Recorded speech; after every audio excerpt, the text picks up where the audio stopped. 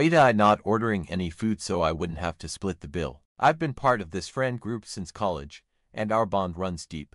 There are about 8 of us, and we've shared countless memories and adventures together. From celebrating birthdays and navigating the trials of exams to parting our way through the ups and downs of early adulthood, we've seen it all.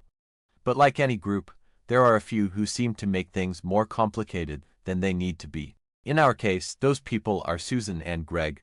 They have this uncanny ability to turn any fun outing into a financial nightmare for the rest of us. It all started back in our college days. We'd head out to grab a bite, everyone would order within reason, and then there'd be Susan and Greg. They'd pick the most expensive items on the menu, order extra drinks, and then, when the bill came, they'd suddenly have a financial crisis. "Oh, I forgot my wallet," Greg would say, or "Can someone spot me?" "I'm waiting for my paycheck," Susan would chime in.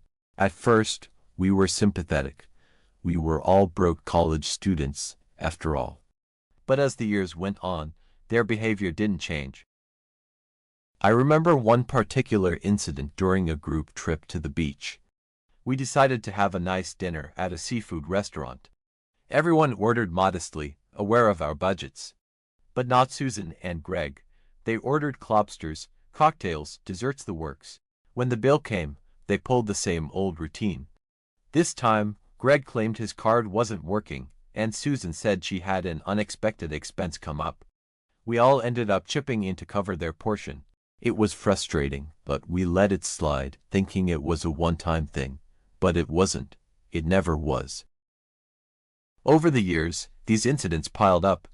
There was the time at Sarah's birthday dinner when Greg ordered an expensive bottle of wine and then conveniently had to leave early, sticking us with the bill. Or the time at the new sushi place when Susan claimed she was short on cash after ordering enough food to feed an army. Each time, they had an excuse, and each time, we ended up paying more than our fair share.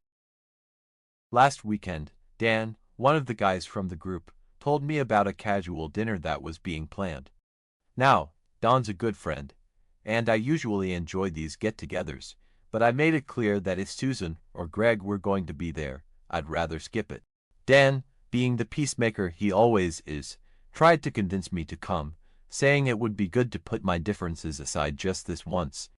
Reluctantly, I agreed, but I had a plan. We all showed up at the restaurant, and, as expected, the conversation was lively.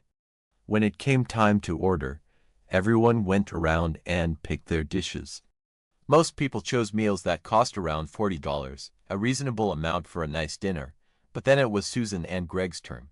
True to form, they went all out, each ordering dishes that cost around $200.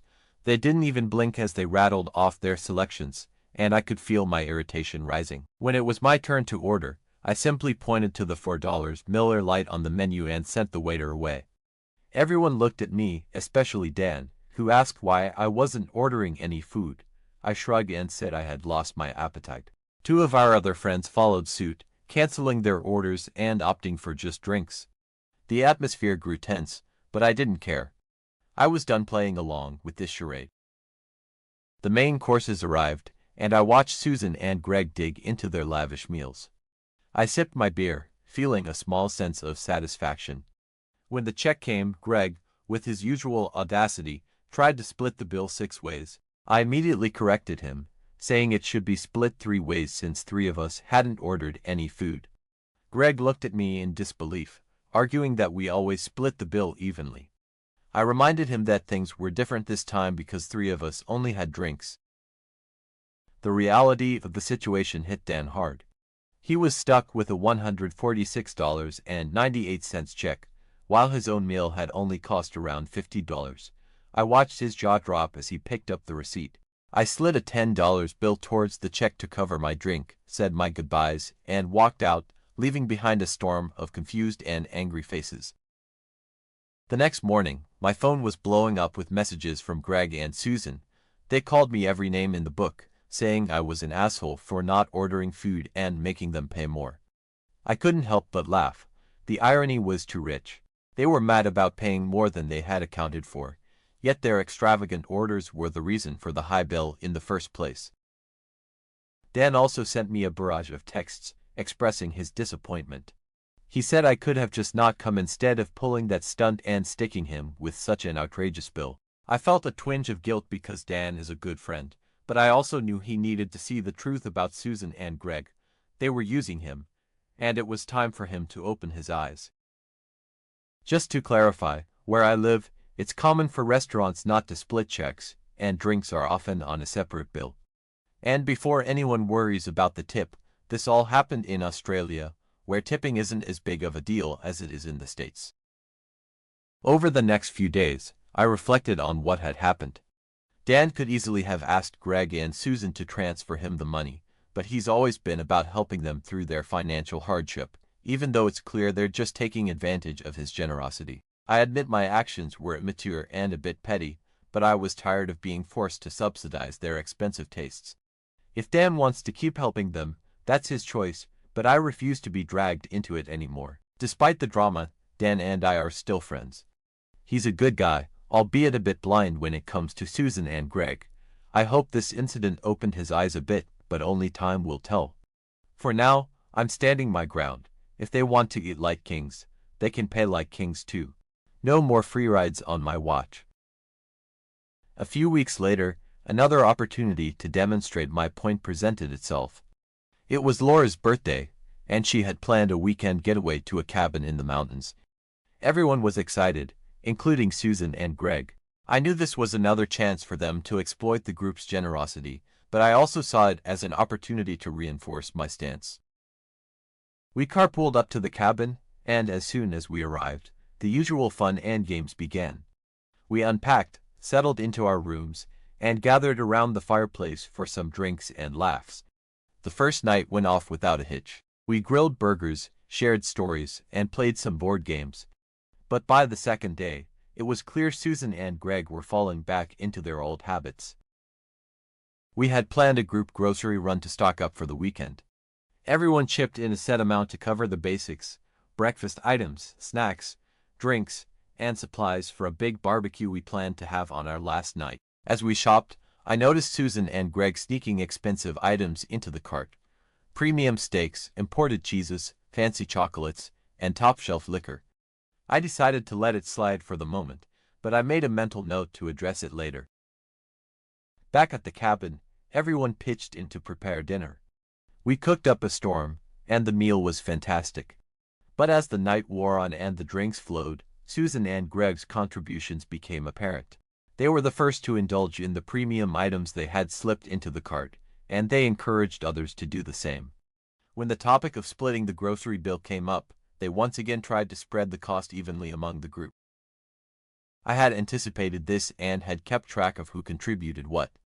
I pulled out my notes and pointed out that certain items were not agreed upon by everyone and should be covered by those who added them. Susan and Greg protested, claiming it was all part of the communal experience, but the rest of the group backed me up. They had had enough of the freeloading as well. The tension was palpable, but I remained firm. I insisted that those who wanted the premium items should cover their own costs. In the end, Susan and Greg reluctantly agreed, but their resentment was clear. The weekend continued with a bit of an edge, but I felt a sense of satisfaction knowing I had stood up for what was fair. On the drive back, Dan and I had a long conversation. He admitted that he had been blind to Susan and Greg's behavior for too long. He thanked me for opening his eyes and agreed that we needed to set boundaries to prevent future issues. It felt good to know that I had finally gotten through to him. A few months later, the group decided to take a trip to the amusement park. It was supposed to be a day of fun and laughter, but I couldn't shake the feeling that Susan and Greg would find a way to spoil it. Sure enough, as we made our way through the park, they gravitated towards the most expensive attractions and food stalls. When it was time for lunch, they suggested a fancy sit-down restaurant within the park, while the rest of us preferred the more affordable food trucks. I decided to call them out once more. I suggested we split up for lunch and meet back up afterward.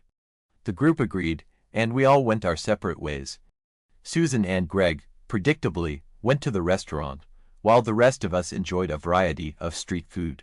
When we reconvened, Susan and Greg tried to downplay their extravagant meal, but it was clear they had spent a small fortune. As the day wound down and we headed to the exit, Greg casually mentioned how expensive the tickets and food had been.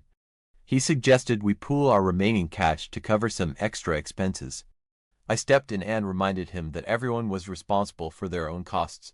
The rest of the group backed me up, and Greg had no choice but to drop the subject. Over time, our outings became less frequent, but the dynamics within the group shifted. Susan and Greg gradually started to change their behavior. They still had their moments, but they were more mindful of their actions. They realized that the group was no longer willing to tolerate their freeloading ways. Years passed, and our lives evolved.